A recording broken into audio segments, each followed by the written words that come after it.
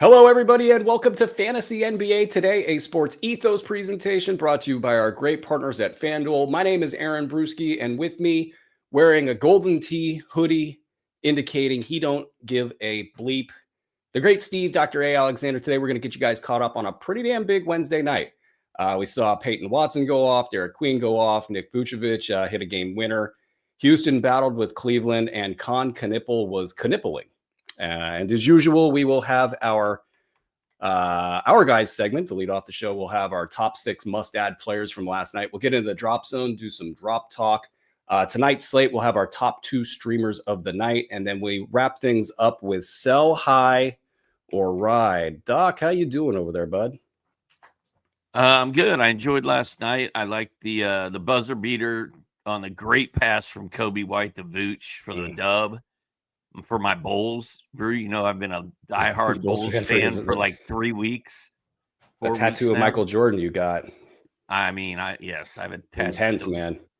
I have the Bulls logo tattooed on my ass. And then right after that, like right as that was going on, the Brandon Williams hook, controversial call against Landry Fields, and Williams hit the layup, but got called for an offensive foul. Would have tied the game or given Dallas the lead. I was kind of bummed about that. I'm a Brandon Williams guy. He's been struggling, and Fields initiated that contact. Ooh, I like what you just did there. Let's talk about some news. Oh, Landry Shamet. Landry Shamet. Who's Landry Fields? He played like 20 years ago, right? Yeah, he also appeared on that show where you have to guess who's in the costume, and then he was also a GM for the Atlanta Hawks. The Voice or the hidden singer? The masked singer. Yeah, masked. He was in that show. Who would have thought? Not in that show was Shaden Sharp. Landry Fields. I knew it wasn't right when I was saying it. Go ahead. Well, who's Landry Shamet? If we're being honest, come on. I mean, Shamet. Who's Landry Shamet? It's just people's names and things and have players that play the NBA game. What's the dude's name that fouled Brandon Williams? Landry Shamet. Okay. Am I right? Am I wrong? I'm right. I think. Right. News, please, Andre says. Shaden Sharp missed last night's game with a calf injury. That's always scary. Calf injury is the injury du jour here in the NBA. Kelly Oubre at least 2 weeks out with that left LCL sprain. And when I saw that, the thing looked real bad. 2 weeks is good news as far as I'm concerned, but you never know with this dislocation stuff and how that all goes. Jason Beede of the Orlando Sentinel said that the Magic are not putting a timeline on Paolo Banchero's return from a groin injury. Chris Finch said imaging came back clean for Jaden McDaniels, but there's no timeline for his return. That's a bummer. And Jalen Tyson could return on Friday from his concussion against the Pacers. Did any of that news do it for you, Doc? Is there any NBA player that is not out 1 to 2 weeks right now? I feel like they are all out 1 to 2 weeks. The Oubre thing is interesting because I saw the sprained LCL and I didn't really research the injury, and I was like, man, he's going to be out forever. And I just dropped him in one of my leagues where there was no room left at the end known as the injured reserve. So I just dropped him, picked somebody up, and then I saw he was listed as day-to-day, and I was like, maybe I shouldn't have done that. But I can live with him being out for 2 weeks. That's probably going to be more like 3, maybe 4. Sounds like somebody scooped him up on you. The Paolo Banchero stuff seems a little heavy here. I don't know how long he's going to be out, but when he walked off the court that day, he had that look about him, like something bad had happened. So, not the kind of 1 to 2 week groin injury. It feels like it might be a little bit more there. The Jaden McDaniels stuff's a real bummer because he's been breaking out. And then Jalen Tyson, I think he's, to me, a must roster player in 12-team standard formats. Had been performing in the top 80 to 100 range consistently all season. Players are returning at some point. Darius Garland is getting closer. But, of course, it doesn't feel like this is a healthy basketball team And Jalen Tyson, when he gets back, seems like he will just be on plug and play the rest of the way. Doc, let's get to our top 6 must-add players of the night. Or actually, pardon me. I can do things here. Let's get to our guys. Our guys. Like I saved myself. Save me, Dr. Doc. Save me. A's, my guys. Dr. A's guys of the night. So Con Knipple has quickly endeared himself to me and has become one of my guys. 28 points, 5 3-pointers, 8 boards, 7 assists. No steals, no blocks. I do not care. I'm wearing a Golden Tee sweatshirt. I don't care. 42 minutes for Con. He's absolutely balling out. He's getting more minutes than anybody on that team. I think the angle here is he was the Summer League MVP. Now we're going to make him Rookie of the Year because, honestly, Cooper Flagg is somehow still the odds-on favorite to win Rookie of the Year, but Con Knipple's right behind him and climbing fast. And if I was voting today, I'd vote for Con. So you have any Con Knipple ramblings you would like to get in? Oh, yeah. Talk. Yeah, I do. Con Knipple is I'm so shocked, and I'm like, gotta watch more Charlotte film is the thought process here.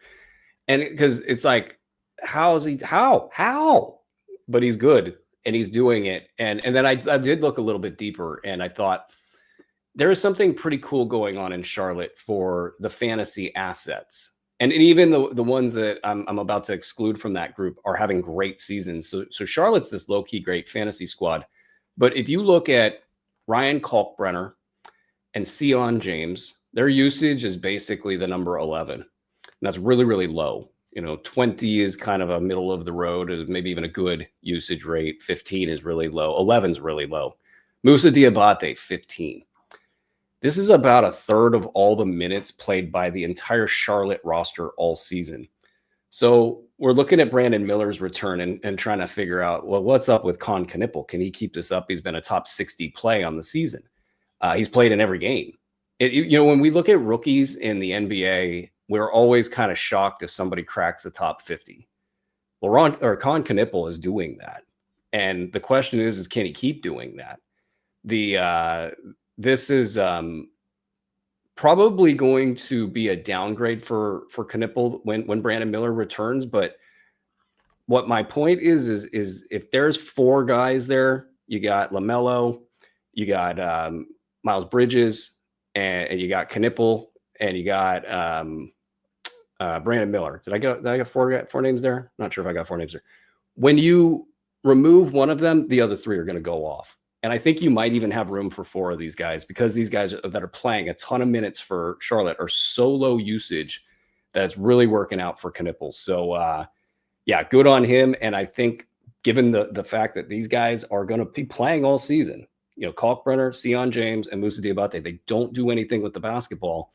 Everybody else is going to have value. And especially with LaMelo Ball being basically in and out of the lineup, I don't know that I'm going to be selling so high on Con Knipple with Brandon Miller coming back. Doc, who's your second guy of the night? Also, I did a deep dive into LaMelo Ball's shooting last night. Ooh, man, it was a night. Dude, it is bad. It is really bad. Like, if I had LaMelo Ball on any of my teams, which I don't, and it was never even close to happening, I would be trying to move him. He's going to be nothing but a headache all year long. Second guy, Benny Mathurin of the Pacers is back, baby. He's been back for 2 games. Last night he had 24 points, 2 threes, 12 rebounds. You kidding me? 2 assists, 1 steal. He scored 25 in his return game. I think he also had decent boards in the game. The last game he played in before he got hurt.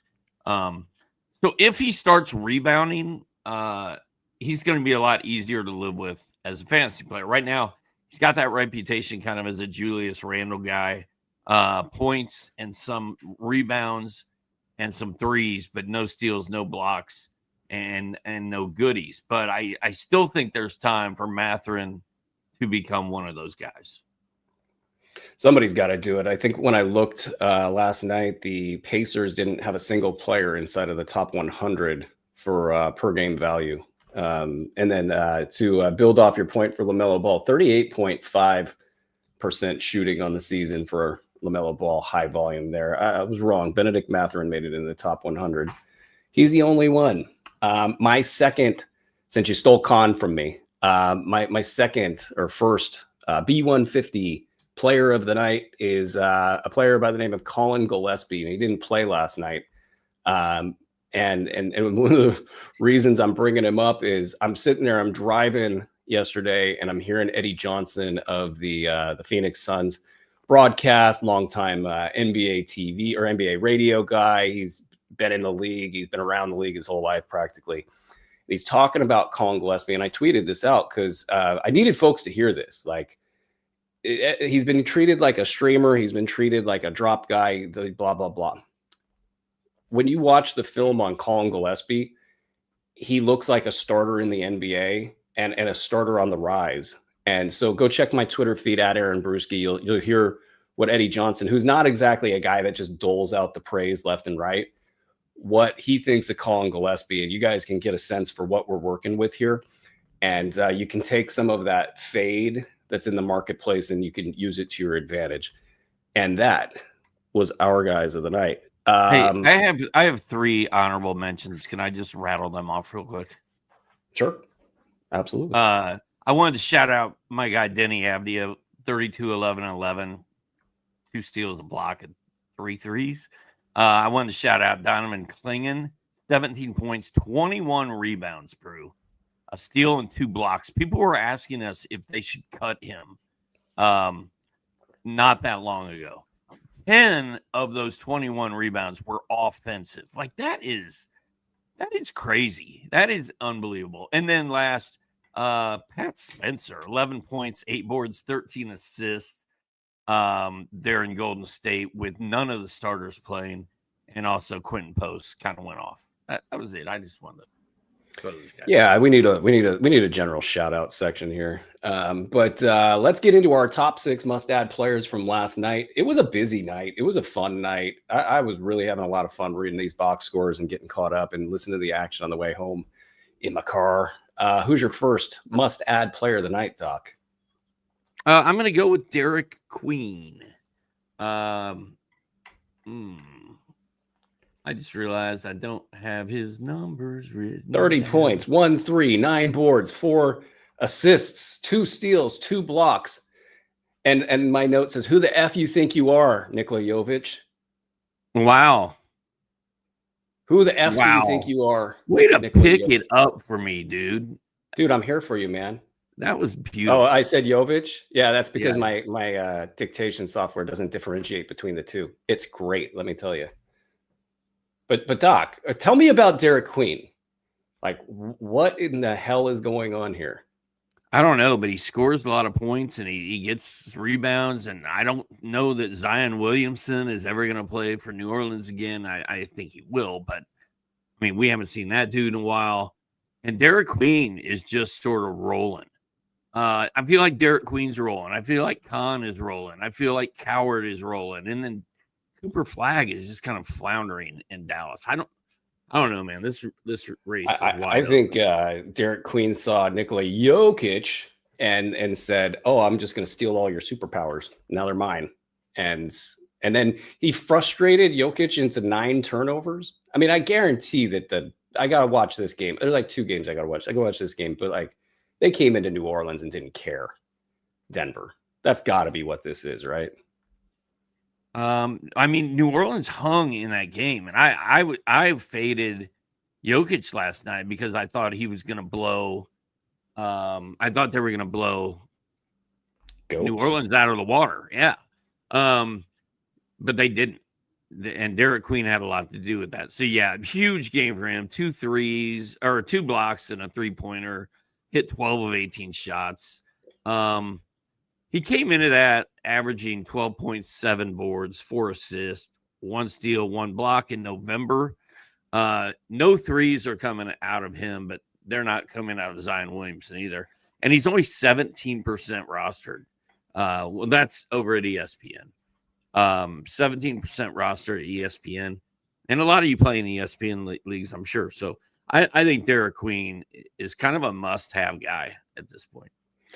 Yeah, I mean, I feel like I've got really bad evaluations on Con Knipple and Derek Queen because they're both getting it done. And I thought they would both be played off the floor to some degree as rookies in the association.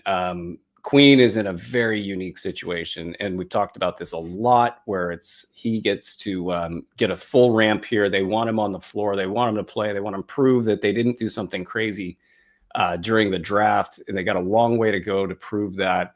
But my spot, and I've been adding Derek Queen wherever I can. My thoughts are just like, it looks like he's a great fantasy guy. I mean, some of the efficiencies aren't in the right spot. Sometimes he doesn't get you any defensive stats, but sometimes they're there. It's just, I'd rather see those kinds of issues than, the kinds of issues that a lot of players have where there's just multiple stat categories that are just terrible. He seems to be a guy that attracts stats. So I think you just plug your nose and do the ad and then, reap the benefits. Who cares if you can't play defense and if, it doesn't all make sense on a reality side. So I love Derek Queen.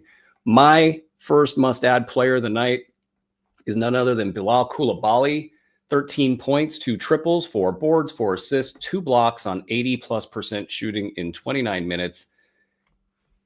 I guess he's available out there in a decent amount of formats. I think I would not see him in a lot of my leagues, but they're deeper. But it feels like given the injuries and the slow start, the stop and the start and all the different things, my reminder to all of you is to go get Bilal Coulibaly.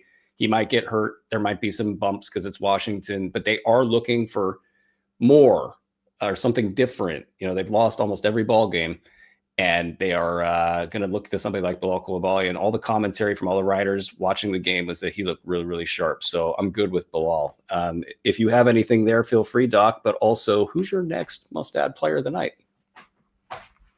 Coulibaly looks good. Like, he passes the eye test when I watch him. When he's playing well, he's fun. But there's so much inconsistency there. There's injury concerns. There's the Washington concern. So I'm with you. I think you calling Coulibaly a must-own player yesterday was kind of clutch because I didn't do it. And he's 25% rostered in Yahoo leagues. So there are leagues where Coulibaly is sitting out there on waivers, and I am in some of those leagues. My kingdom to get the rostership percentages sort of ironed out at these sites, or at least give us like a gauge. And I think I can get the gauge, but still, my kingdom. My next ad of the night, Peyton Watson. Am I skipping you? I skipped you. You didn't let me do mine. This is not fair. I'm gonna cry. I'm going to let you do your thing. I'm so sorry. Hey, I'm wearing a Golden Tee sweatshirt, bro. I don't give a damn. That's why I walk to the other side of the sidewalk when I see you. That gentleman, watch out for that guy. He gives zero, what?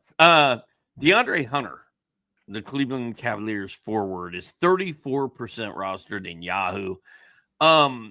He's weird because I wrote him up. I actually wrote him up. I'll give you a little secret for the waiver, the Wired column that's coming out probably today over there at sportsethos.com. I wrote DeAndre Hunter up, and after I wrote him up, I'm like, I don't like him as much as I thought I did before I wrote this. But he's scoring 18 points. He's hitting 2 3-pointers a game in November. But he's only bringing in 5 rebounds, 3 assists, less than a steal, and 0.2 blocks.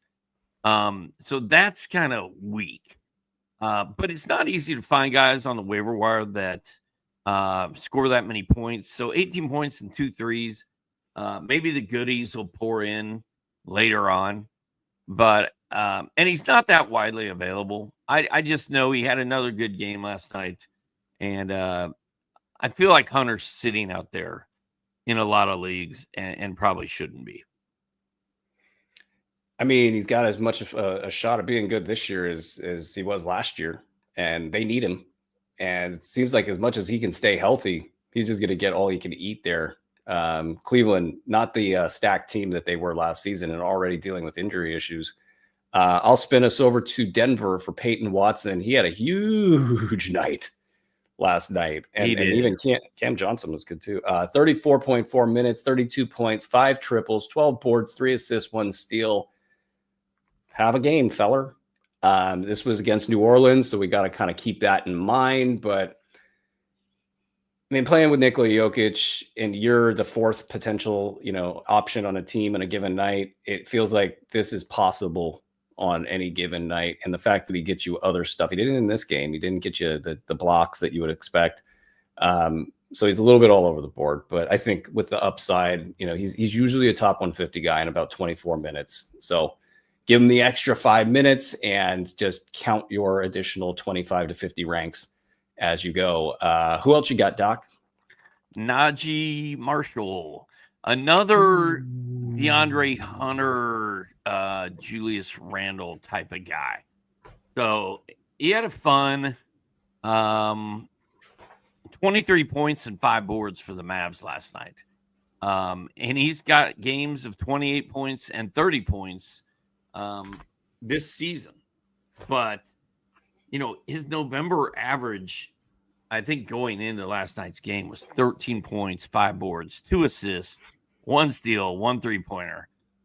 There's not a lot there.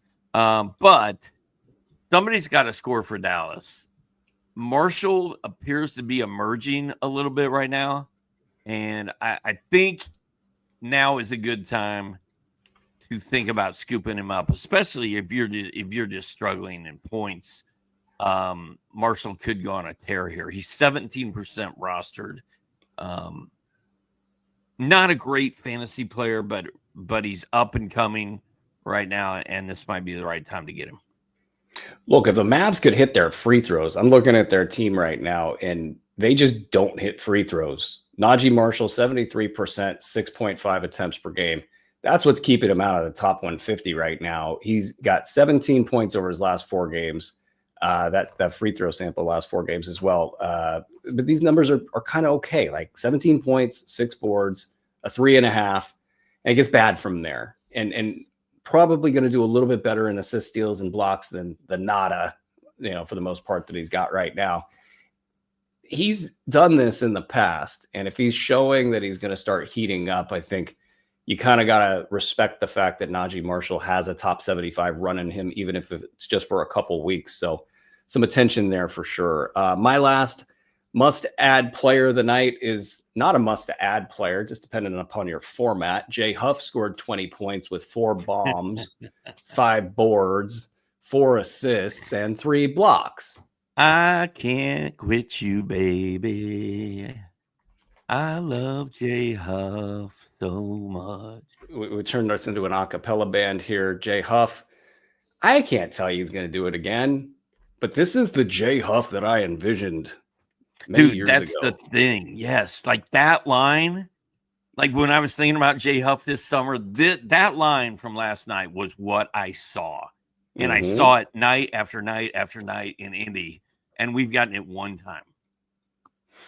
I don't know what to say other than like Indiana's box score is so unhealthy that it's hard to imagine it continuing like that. And by the way, this might have been a Charlotte thing, by the way. This was Charlotte and Indiana, and everybody had a big line. Everybody had something going on. TJ McConnell had literally in 14 minutes, 14 points, 2, 3, 6 rebounds, and 8 assists. How did he do that? That's crazy. So anyway, in that game, go ahead. Sorry. No. I mean, it's just it's weird that like this team is avoided statistics like the plague all season long, and then they just get into a game with Charlotte, and they're like, everybody scores. TJ, come on down. Nearly a triple double, 14 minutes. Like what? It's crazy. Jay anyway. Huff, drive down the lane and throw it down and make the top 10 plays on SportsCenter. Let's go. Yeah. It's so, I mean, but you know if you're what, bro? Desperate for a center.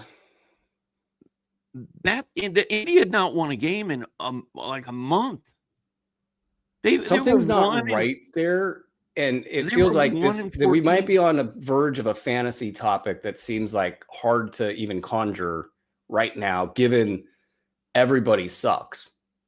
It's like, But did they just hit the reset button and now all of a sudden they'll just be good for, not good, but like good statistically? Guys get stats.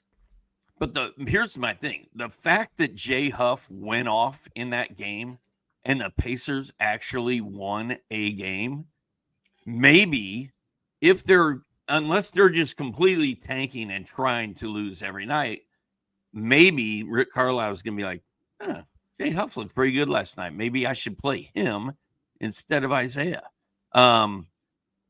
which I think you and I have been calling for all year long. Jay Huff is 3% roster. You don't need to own Jay Huff. But if this is the beginning of a Jay Huff run, you want to get in on the ground floor. So I kind of like the call. It's a I don't know. speculative ad for sure. Like you got to take, if you have a problem at center, I will leave it at that. If you're fine at center, don't worry about the Jay Huff thing. Like there's enough downside here to pass up. But if you have a need, or say you need threes or blocks, here's your guy. Because this is why I fielded 500 trade offers in dynasty leagues for Jay Huff. And I laughed at every single one of them. No way. And then all year long, I'm like, oh man, should have traded Jay Huff. It's but there's a player in there that's good. It's this, when the entire team sucks statistically, you have to wonder there's something fundamentally that is wrong and or likely to change. And if that happens, say when all these point guards come back and they get into a rhythm and Indiana finally looks like Indiana, maybe it's something, or it's just that they played Charlotte anyway. Great job on the must-add players, everybody. Great job. Let's get to the drop zone and our top 6 drops from last night's action. Who's in your drop zone, Doc? Before we do that, while we were talking about the Pacers, I wanted to get a quick shot in. Well, a quick shout out to myself. I told y'all to take the Pacers +1, and I told y'all to take Houston, much to Andre and Bruski's chagrin, and I hit it. And I'm saying that's the only 2 calls I made yesterday. All right. I've got a couple Warriors to talk about, Brew. Brandon Pajemski, who actually went off last night, had one of his best games of the season. And then Moses Moody, who was kind of quiet. I think Pajemski is still in the drop zone. We have to remember that Golden State did not play Curry. They did not play Dre. They did not play Jimmy Buckets. So it was basically the backup squad out there running around. So I fully expected Pajemski to blow up. I'm still into Moses Moody. I don't think I'm dropping him. I'm going to give him another week to see if he can bounce back and get hot again. But Pajemski's just kind of bummed me out all year. Like his numbers aren't terrible, but they're so pedestrian and bland that I don't know that he's actually helping fantasy teams. They are pedestrian and they are bland. And my apologies for the internet connection here, folks. Moses Moody, I don't know if you brought his name up, but I think this is a fine line for him in this game. Out of a fantasy asset is on your bad nights, you do something decent, right? Like 9 points ain't right. We're not winning anything with that, but 6 boards, 1 steal, 1 block, I can live with that. The fact that he got the 36 minutes, that's more confirmation. And then it was a great story that Anthony Slater of ESPN wrote just about all of the internal stuff going on with Jonathan Kuminga. And while the article is about Kuminga, and it feels like that Jimmy Butler's trying to wrap his arms around Kuminga and bring him along and make sure he doesn't fall off the wagon here. But when you read between those lines, everything's kind of about how they just are not into Kuminga and they're into Moses Moody. And Moses Moody was supposed to be the starter early on. They changed that up because of injury, and it also kind of fit their trade Kuminga kind of goals, if you will. So it was Moses Moody in the back seat. Now Moses Moody in the front seat. And I'm good with the hold here. I presume you talked about a separate or probably a drop zone guy. I'll get to my first drop zone guy, Tamani Kamara. I left last night's game maybe a little bit more positive about Tamani Kamara. The numbers were pedestrian. 14 points, 2 threes, 5 boards, 2 assists, 2 steals, 1. They're not pedestrian, but 40% from the field, 3 turnovers. That's holding him back. The 2 steals and the 1 block actually picked up my spirits a little bit here. And then you've got the calf injury for Shaden Sharp is just sort of lingering. And it might be nothing. We might hear that he's fine and that's that. But you start to take away players on this team. Drew Holiday's missing games. This is the concoction we needed for Tamani Kamara to get more involved in the offense. And the defense will be there as long as he's healthy. If he's healthy, this is a guy that should be on the first defensive team. You know, he's that good defensively. With that comes the potential to play the 37 minutes. And if he's going to get the ball offensively, he's going to get you this all-around game, this Mikal Bridges-like game. You know, I'm all in as everybody else, and everybody spent their high draft pick, pardon me. So I think we hold here is my assessment of Tamani Kamara. So what do you think, Doc, and who's your next drop zone guy? Yeah, I thought Kamara kind of caught my attention last night. Like, oh, good. He's not terrible. And I think he's gonna break out of this funk and be okay. But we need to see him do it again in the next one, or all of this good stuff is forgotten. I've got Khalil Ware written down, and not because I'm dropping Khalil Ware anywhere, because I'm not. But he's in the drop zone, and he's in conversations that people are having.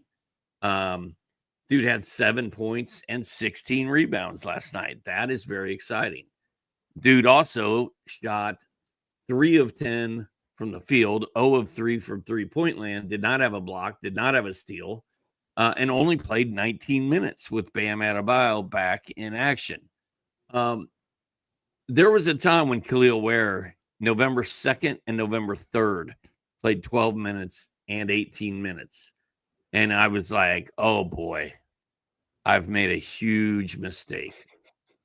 And then right after, like what's his name from Arrested Development? Yes. I couldn't get that out of my face. Job, I've made a huge mistake.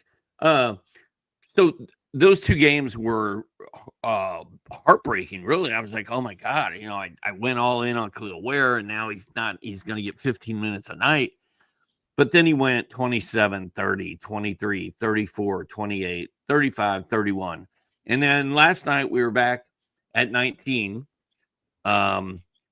He probably got burned by Quentin Post one too many times, and Spoelstra got pissed and yanked him. I can't say for sure because I wasn't watching that game. But there's talk that Bam and Khalil Ware can play together, will play together. Do not panic because of this 19-minute game yet. If it happens 3 times in a row, you have my blessing to panic. I have an idea for a content type, maybe for a draft guide next year, is coaches that make you earn it, that do it every single year. Like Billy Donovan's doing it with your guy, your favorite player, Chicago. Buzelis, thank you. I'm not good until the second cup of coffee hits, guys. And then Spo, he's just not going to give it to him. When he gives him the 30, it's going to be insane for Khalil Ware. Like, he's going to be very fun for fantasy leagues. Until then, not so much. My final drop zone guy is Kevin Huerter. He had 23 minutes and a pair of defensive stats, and that's it. It's been fun. And actually, I'll have a couple more here for you guys on the drop zone. I misspoke there, but Kevin Huerter, it's you got Kobe White back. I think it's over. That's it. I think that's my analysis. I think it's done. Doc, you got one more? Kobe White looks amazing, by the way. Oh yeah, he does. Yeah, I've got Herb Jones is in the drop zone. I mean, the numbers are just crap. Like, the only thing he's good for is steals. And he's not even that good at steals. He's good. He's good at steals, but he's not like crazy. I mean, I don't know, man. The vibe in New Orleans, like there are so many teams, Memphis, Dallas, Charlotte, New Orleans, Indiana, like they're all just absolute dumpster fires. And Herb Jones is being done no favors in New Orleans. I don't know what the deal is. I don't roster him anywhere, so I don't know if I would actually have the stones to flat out drop him. But my God, I mean, night after night of those box scores, it has to at least cross your mind. And I'm thinking if it's crossed your mind this many times, and he's been this many times, it might just be time to move on. If there's something you really want on your waiver wire. Normally I would probably just say there's no indications at all that Herbert Jones is going to be good this season. I'll offer this kind of last salvo for Herbert Jones is we've seen this happen. Like we've seen him start this slow, and I want to say it was last year, and just start cranking it up at some point. It's like there's a switch that flips in his head. He's like, I don't just stand and watch. I'm involved in the game plan. The 1.4 steals per game, that is not good. I mean, Zion gets more than him at 1.8. It's not okay. I would probably do what I can to hold Herbert, depending on my format. If I'm in a roto format, if I need the steals, I would hold. If I'm in a head-to-head, I probably move on. Doc, you got any honorable mentions for us? I do. I'm going to back up the pickups and just say Dennis Schroeder is out of his funk and playing very well. He was my backup pickup, and Musa Diabate is another one that's playing kind of well for Charlotte. He's worth a look. And then as far as drops, the drop zone, alternate universe, there's Brandon Williams. I've rostered Brandon Williams in a lot of leagues. He's the point guard for Dallas right now. The assists are low, man. I think he might be one of those guys, Brew, that is getting more steals than Herb Jones. I think he's at like 1.9 a game, which is the only thing he's doing really well, if I'm not mistaken. The assists are like 3.3, which is really disappointing. So I don't know. I don't know what to do with Brandon Williams, and I'm a little worried because yes, he has the starting job. Yes, he is doing his thing, but D'Angelo Russell gets 6 or 7 assists every time he goes out and plays. And I'm just worried that they're phasing Williams out and phasing D'Angelo in. Now, Brandon Williams could come out in his next game and go off and erase all of these fears that I have. But right now, he's been a little funky. The numbers are not great. And he has not been the player I thought he was going to be so far. I don't know if we have Dallas on the board anymore to talk about. So I'm going to just quickly scan, and I don't think we do. So I want to say this about Dallas. It feels like this team shifts gears based on whatever the hell is going on with Anthony Davis. I have some conspiracy theory tinfoil hat stuff I'll actually tie this into later. But the like what they do with Anthony Davis. Okay, Anthony says, or let's say the scenario is Anthony stays in Dallas. Okay, cool. Who you want to play with? Might be D'Angelo Russell. Like they might just enjoy, playing basketball with each other more than a younger player that maybe doesn't get the ball to Anthony in the spots that he likes, stuff like that. So we'll see this team maybe change identities a few times. I think about a week ago, what they were basically trying to do internally was like, how do we get rid of Anthony Davis? And then I bet they put all the feelers out in the world and found out that, oh my God, it's hard to trade this guy. So like we're back to winning with Anthony Davis. And now it's like, hey, D'Angelo, let's get back on the floor and let's play you now. We'll see. We'll see. It's a very interesting fantasy basketball situation because you got a lot of guys that are underperforming. Hello, Cooper Flag, and need to giddy up and get going. My honorable mention was just Keon Ellis because the Sacramento Kings are so funny. Keon Ellis, everybody. They're just, you don't rely on Keon Ellis until it happens. And when I say it happens, I mean that they decide to pivot and play Keon like they have in the past. It will happen at some point. It's just not going to happen right now. I would say you got to hold Keon in roto settings, and you don't have to hold him. I mean, he's if you got issues with your roster, you probably got a couple of weeks before Keon becomes, a super hot pickup. I think in competitive situations that are 200 players deep, you got to hold Keon. If it's 150 players and it's less competitive, toss him to the wire and see if you guys, if you could get him in a couple of weeks, if you need to drop him. Otherwise, give him a hold. All right, let's get to our top 6 Thursday streamers of the night. Doc, who do you start with? I'm going to go with Vince Williams of the dysfunctional Memphis Grizzlies. What was his line last game, Brew? Was it like 13, 9, and 9? Or yeah, if I'm visualizing like a 10, 8, and 9.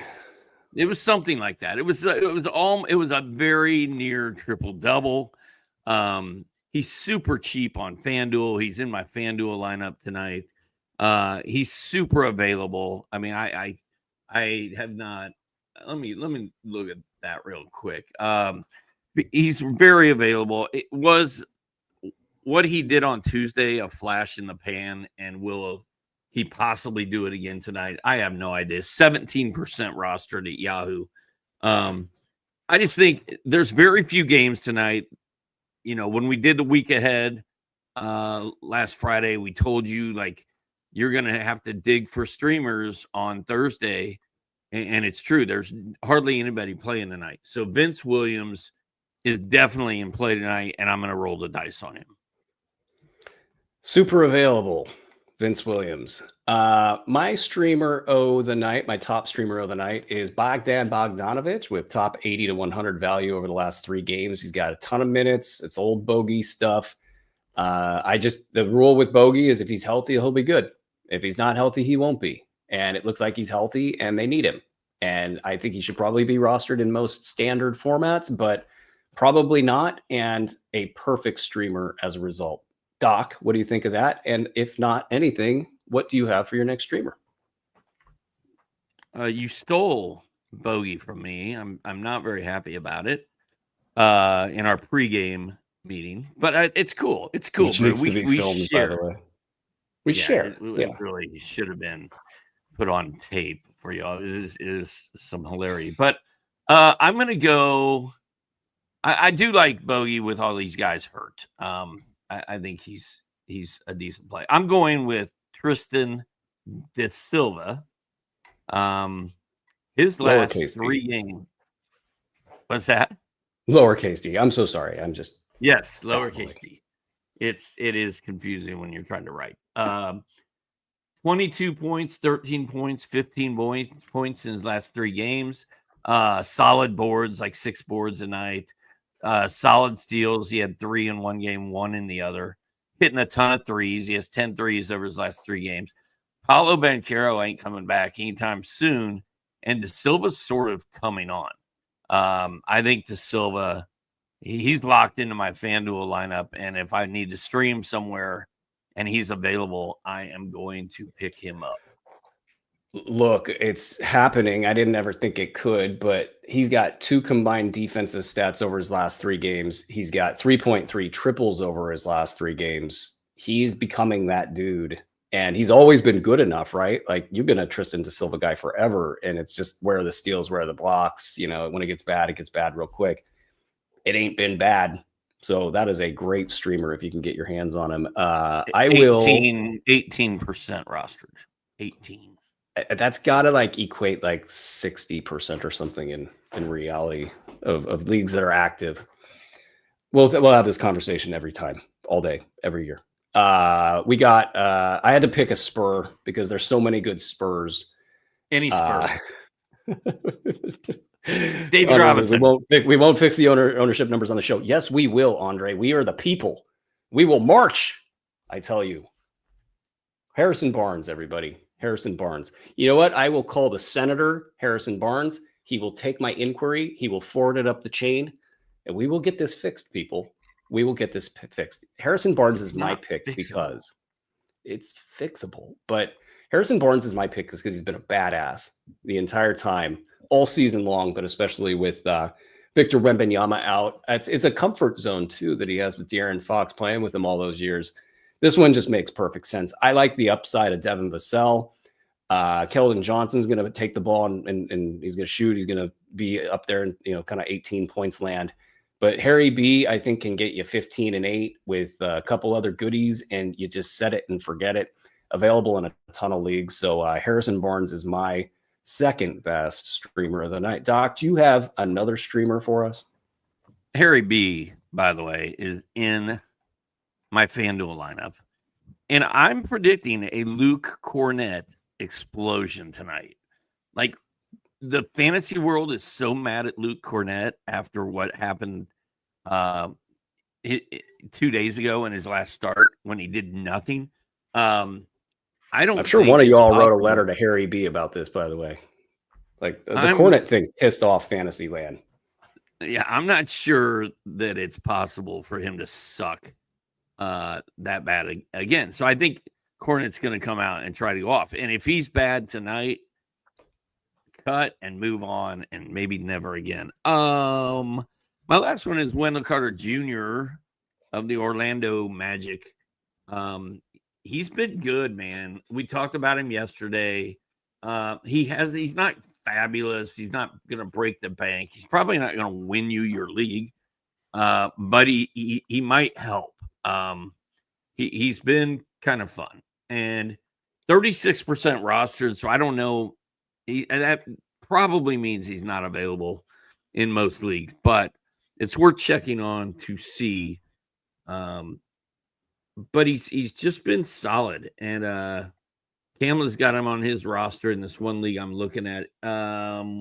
Where are his numbers? Like, I don't understand what is happening with these stats. No, they're good. They're good. I got them right 12 here. And, looking at 12 and a half, 8 boards, almost a block, 0.7 steals. Not bad. 1.3 threes. So Wendell Carter is a very nice play tonight. I concur. I'm a big Wendell Carter guy all of a sudden this season, and I'm here for it. I think it's got staying power. I'm fine with it, though. Mo Wagner coming back soon, just trying to ruin everything for us. I'll say as an honorable mention, I got Zachary Richardson if he plays, if he plays in San Antonio. I think we should stop talking about San Antonio because I think Andre's going to kill us. Let's get to what to watch for tonight. Doc, what are you watching for tonight? I got to get back to my other thing for that. The 9-6 Hawks are at the 10-4 Spurs for a showdown. The Hawks are +1, -104 over at FanDuel. The Spurs are -1, -112, also at FanDuel. So much Spurs talk. I forgot. I talked about the Spurs too early, Brew. We both did it. We're Spurs crazy over here right now. Indeed. So can they win without Wemby and Castle? Will Luke Cornett show up this time? I just told you I think he will. Can Vit Krejci, who I'm really kind of into right now, he kind of stunk in his last game, but he was hot before that. And I'm wondering if he can get hot again tonight. And then Brew, low-key, under the radar. When I looked it up last night, a certain algorithm told me that Onyeka Okongwu was the #1 fantasy player over the last week. All right. How about that? Has been on fire. He's in my lineup, my FanDuel lineup for sure. Can he keep this going, or is this the ultimate sell high moment on Okongwu. Look, Porzingis is going to be in and out all year. This is not a new thing. It's not an old thing. It just is what it is. And there's no Clint Capella around anymore. I feel like this is the year of Okongwu. This is the year we've been waiting for. And the Hawks are pretty good. And guess why they're pretty good? Because Okongwu has been balling out. So sell high if you want. I think he's going to have a good year.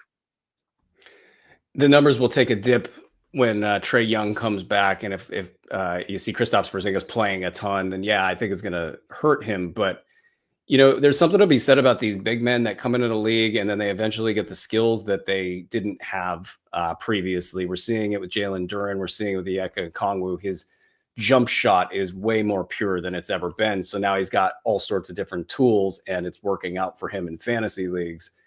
Top 50 on the season in 9-cat leagues for Onyeka Okongwu, having the season that we were all talking about for like 5 years. And we saw signs of it last year. So hopefully you got in on some of that. As far as these Spurs guys go, I think that, you know, we're talking about them a lot as streamers, but like Harry B, Devin Vassell, Keldon Johnson, I really think folks got to take a look at these guys as long-term, 2 to 3 week standard league guys, because it just feels like it's going to be set it and forget it. And by the way, they're going to play a little bit more up tempo, I think, because a lot of guards and a lot of forwards that are guards, you know, in the lineup, and it just makes sense to get out and run. And maybe again, this might be a little bit of a negative for Luke Cornett, because he's not exactly a get up and down the floor guy. That I'm going to leave that to.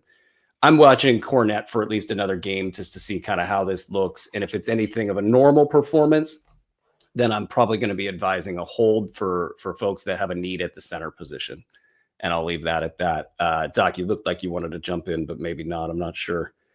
If not, I'll be watching John Collins, Pooper get off the pot, man. Like, let's do it. You got all the starting minutes. You got, you know, a basketball game to play in Orlando. Let's see you do it, dude. I want to see Desmond Bane. Okay, this worked last time. I want to see Desmond Bane get more steals. Okay, I want to see it happen again. Okay, I said it. I manifested it. Let's go.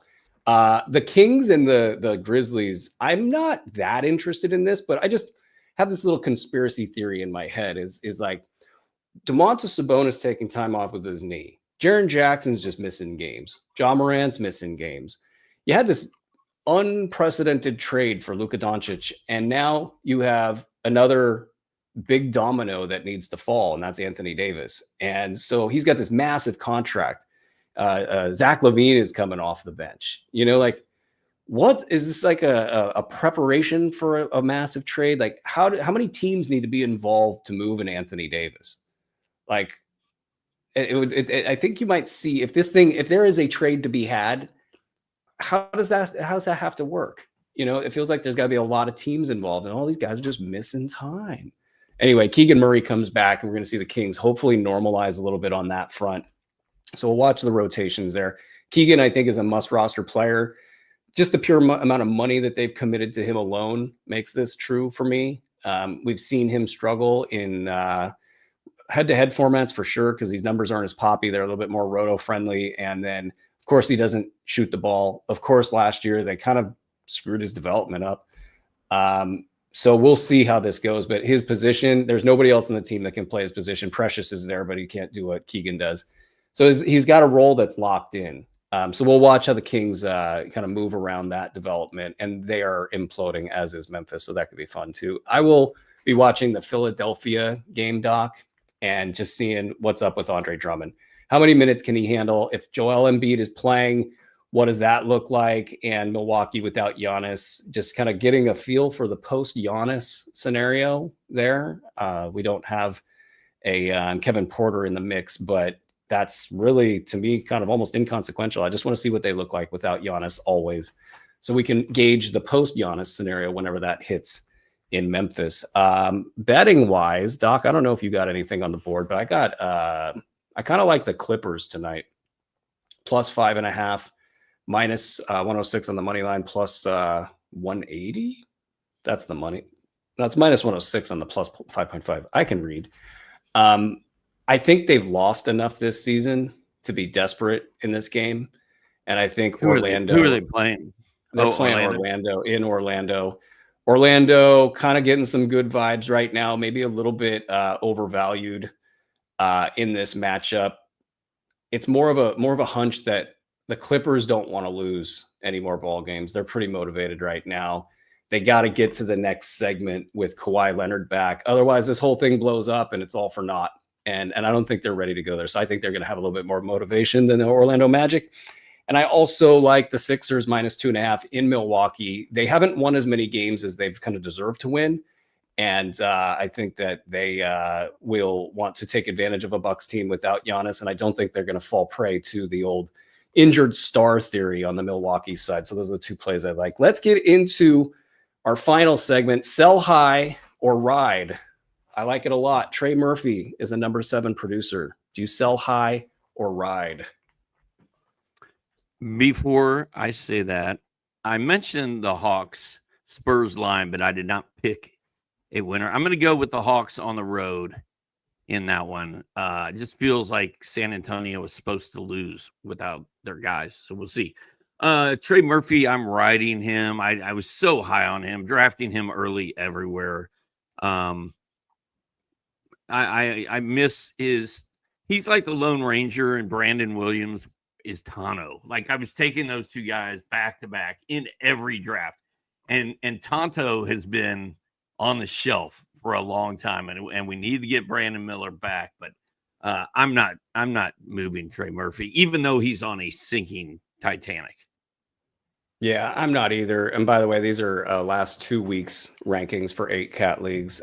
Kobe White, I'm with you on Trey Murphy. He's locked in for me the rest of the way. Kobe White, he's got a good start, number 11. I don't think anybody's going to be looking at Kobe White and saying, "Oh, he's a first rounder" or anything like that. But like the Kobe White value proposition in general is a top 50 guy. Are you selling, or you got any concern? Or are you going to ride? No, man, he looks awesome. The Bulls are dialed in. They need him to function with them if they're going to win. I'm a little worried about what he's going to do to my boys Giddey and Buzelis, but Kobe White looks amazing. If you waited this long to get him back in your lineup, cut him loose and watch him go. Like it should be fun. Lauri Markkanen, the number 12 ranked player in 8 cat leagues. I mean, obviously a lot of injury risk here. What are you doing? I guess, are you selling high? It seems to be like a low hanging fruit question, but like, what would you look for in return to get Lauri Markkanen off your risk sheet? Well, yes, I'm selling high, and yes, I'm looking for a really good player in return because Markkanen has balled out all year. People who don't know his history and don't pay that much attention are going to be like, man, Markkanen's awesome. And you offer him to them for one of their awesome players like Jalen Duren or somebody like that. And I mean, if you throw enough Markkanen offers out there, somebody's going to bite because he's good, man. Like he's carrying fantasy teams right now. Yeah, I was so nervous with my B150 rank, which was like in the 30s. And knowing this guy has not played 60 games, I don't think in the last 4 years, maybe ever.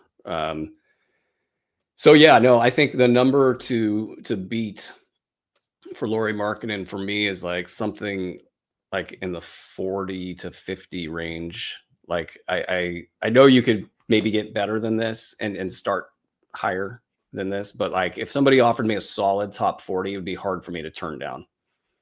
Even with the hot start, even seeing what he's doing right now, he's basically a first rounder.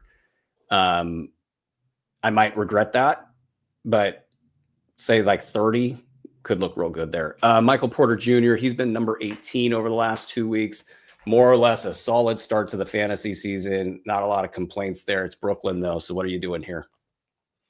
Yeah, I mean, he's the light. He's the bright light in a dark, stormy waters, right? Like he's the beacon of light in New Jersey. When did you become Brooklyn. Ernest Hemingway over here? I love this. I just said New Jersey, in Brooklyn. MPJ's been awesome, man. I think I'm just going to ride this one out. He's been he's been so good, and there's no reason he shouldn't keep doing this all year as long as he stays healthy. So I'm just going to ride it. Your guy, he's Knippling. It's Con Knipple, top 25 fantasy play over the last 2 weeks. What you doing with Knipple? If I drafted Con Knipple, I'm so proud of myself and happy. He's one of my children at this point. You can't trade him. You inviting Con over for Thanksgiving? You can't let him go. Brandon Miller's not going to hurt him. They're going to play great together. They're going to be great buddies. I gave you the rationale earlier to not sell high that much. Yeah. Knipple's been awesome, man. He's been awesome. I'm riding him. I would say ride or die, baby. Sell for 75, which I don't think you're going to get. I think people are probably a little bit scared. 75, the proverbial 75. Keontae George at 32. No. What do you think about old Keontae? I'm keeping him. He bounced back this week. He had a game winner. Kind of got some of the efficiency under control, though. I'm going to look that up. He just stands out. Like, he just doesn't go away. And he has arguably been the best value pick in fantasy hoops this season. Well, I would argue my other K George might be better. I thought you were going to say Colin Gillespie. Might be Colin Gillespie. That's CG.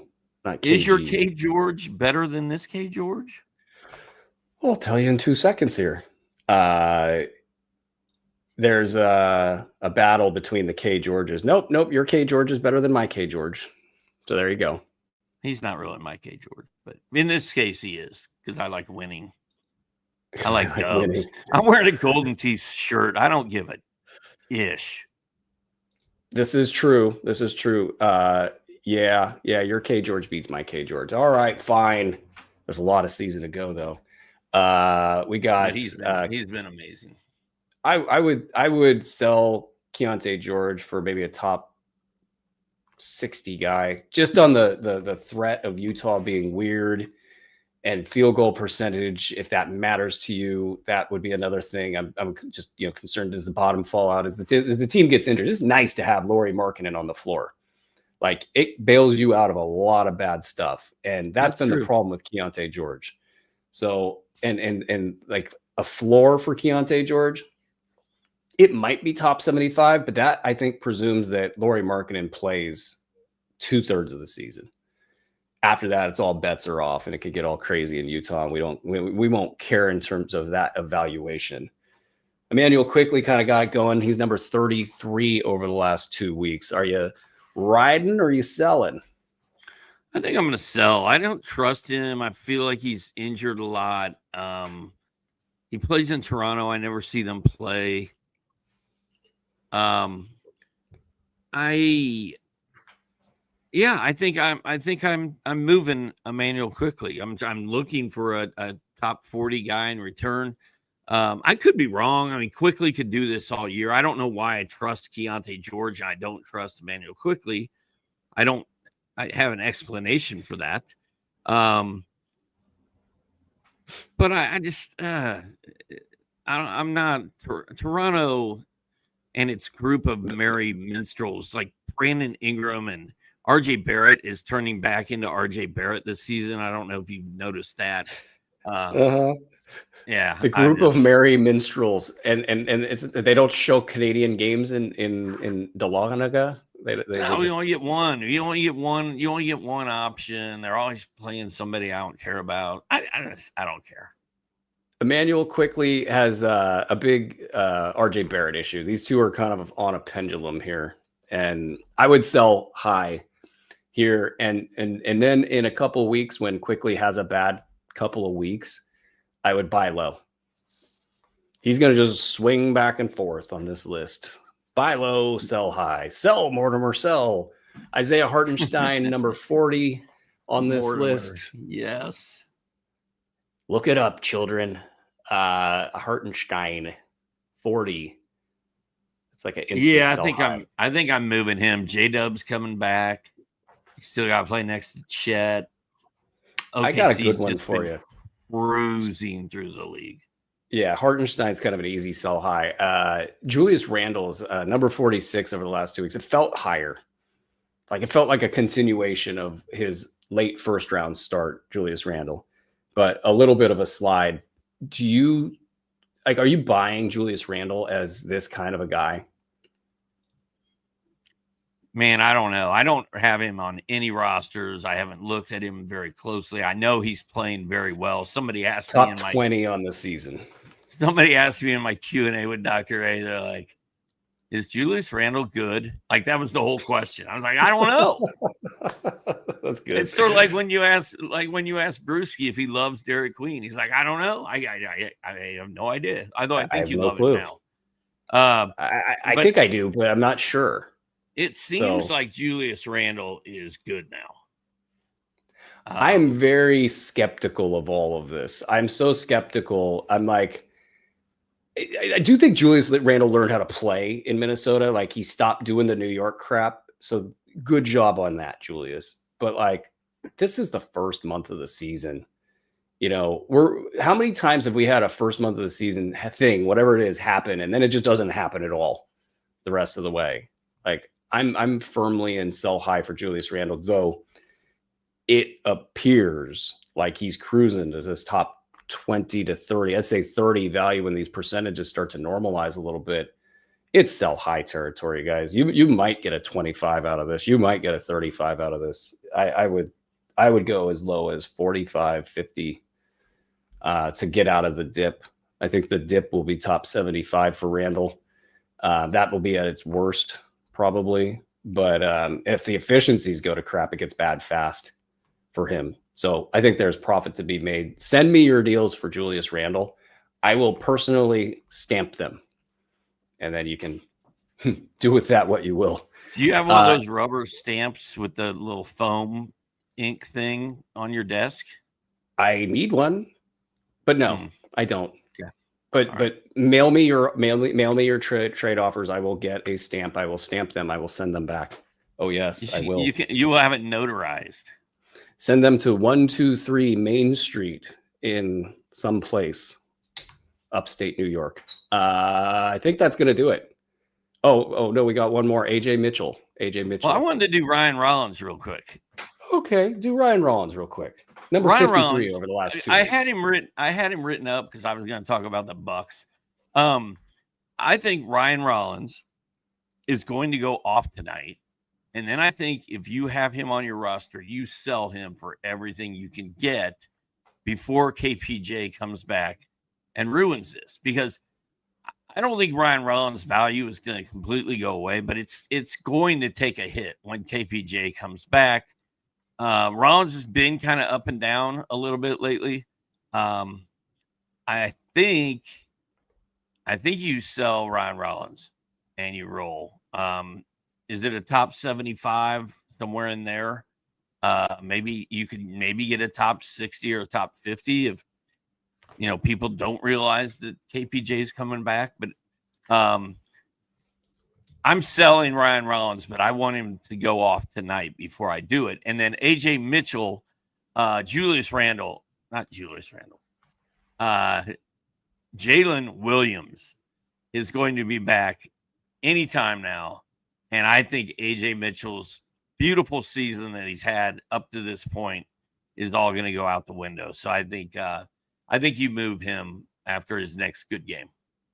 This Ryan Rollins thing is spicy because there's a lot of hype on Ryan Rollins. It feels like all the big games have been remembered and all the iffy bad games have just sort of gone by the wayside. And everybody's looking at Ryan Rollins like he's got a wide open ramp through the rest of the season. And Giannis, he won't be gone that long. And then who's Kevin Porter Jr.? We don't even know who that guy is anyway. We don't even like him. So Ryan Rollins, bell of the ball. Everybody's there. So the problems, though, he's hitting 51% of his shots from the field. He's taking 13 shots a game. I don't care who he is. He's going to have a hard time keeping that number up. Also, by the way, it's going to be probably more like 45. And if that team goes really south, it's going to be more like 43. So take his current, what has he got right now? He's like top 50 on the year. You take that could easily look like top 80, 90, 100 with just like a plain old regular normalization of his numbers. So that's an issue. His 3-point shooting is way up as well, 46% on 5.3 attempts per game. That's not going to happen anymore. So that number's coming back as well. So I think you've got a natural degradation of his value that's about to hit, in addition to the KPJ thing coming back and making things worse, in addition to Milwaukee making things worse. Now, granted, if Giannis isn't there, yeah, Ryan Rollins might actually accumulate a whole lot of stats in that scenario, but we're just not there yet. So your point about selling high on Ryan Rollins is a big one, and I think folks should really, really look into that. I would be willing to take back like top 75, top 80, maybe even top 85 with the right situation name and the arrow pointing up, of course. As far as AJ Mitchell goes, we are in the last sell high window. I just have this odd feeling he's going to see his way through this thing. I don't know what it looks like, but imagine all of these games off that these guys take in OKC. And right now it's Isaiah Joe and it's Aaron Wiggins when he's healthy. You know, these guys, Lou Dort, that step in, get their value. I think they're going to designate AJ Mitchell to be that guy, as he already has been. And it might be top 100 the rest of the way. So if he's number 78 over the last 2 weeks, AJ Mitchell, without looking it up, I'll say he's like top 70 on the season. I'll have that here in a quick second. Top 65 in the season. Like, this is going to slide down to top 85, top 90, I think. So be pretty picky with whatever you're trying to get back. I mean, I don't even know if there is a value to be had here in selling high, because I don't think people are going to give you what AJ Mitchell will probably give you on the other side of that deal. So with that, I probably a hold there. Doc, you got anything to add to that before we get out of here? You know, the only thing to be careful of there is we assume that that OKC players are going to get a bunch of nights off. But if you look at their game logs from last year, nobody missed games unless they were actually injured. And if they did miss games, it was 1, it was 2. So I don't know if they're going to take their foot off the gas. Although if they stay on pace that they're on, they almost have to. So I don't know what's going to happen there. I just know that I thought they would have rested their guys a lot more last year when they really tended not to. So the Oklahoma City Thunder are 15-1 right now. Mitchell's a weird one, man. He's tough to figure out. I just think he's like a seeing eye single. He's going to just find his way through the infield. And I think it depends on what league you're in. You know, how deep it is, and, you know, how much people are going to value Mitchell. I mean, I think he's worth something in trade. I'll leave the show on this note. Right now, it's not the Western Conference that's dominant. It's the Eastern Conference with their play-in game, including 8-7 Boston and 8-7 Orlando, with 8-7 Milwaukee out of the play-in. And then in the West, you got the 5-9 Utah Jazz going up against the 6-9 Portland Trailblazers in the play-in. And there's a bunch of good teams in the West that I'm just ignoring at this point. But you get the point. Oklahoma City 15-1.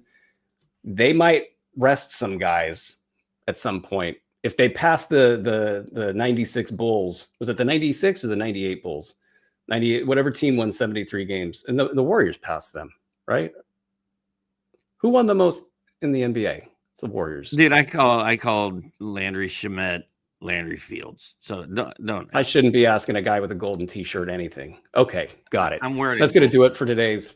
That's going to do it for today's show. I would like to thank Andre Lamouche for putting up with the two of us all show long. Thank you, sir, for your service. For 500 shows, bro. This is our 501st. I know. Our 500 show was yesterday. We forgot to mention it. So congratulations to all of us involved, and thank you guys as listeners. Forgot to welcome the new listeners to our show. Make sure you guys get plugged into all of our different channels. We have this plan to spray content everywhere. I know, right? Gross, right? We're going to spray content everywhere. It's going to be YouTube. It's going to be all the different social platforms. You're going to want to get locked into all of them. Subscribe on YouTube. Hit the thumbs up button. Make sure you're following Ethos Fantasy NBA on Twitter or X. whatever the hell they want to call this thing. And then get yourself the app. It's free. And then for members of the NBA Fantasy Pass, make sure you're dialed into all of the tools. They've got the B150 projections locked into them. And just basically get involved and send us your notes, send us your feedback, chat us up a little bit, send us questions. We're happy to answer them, whether that's on Twitter, inside these shows and whatnot. Big shout out to the content team, Mike Pastor, Keston Paul, Mark Camaro, Tim Woodson, William Harris. We have a box score breakdown going on at night. We have a week ahead show coming your way. I will note your point there, Andre, as I get out of here. Actually, that will do it, folks. Thank you for paying attention to Fantasy NBA Today, a Sports Ethos production presented by FanDuel. Y'all, we'll see you tomorrow. Thanks, FanDuel.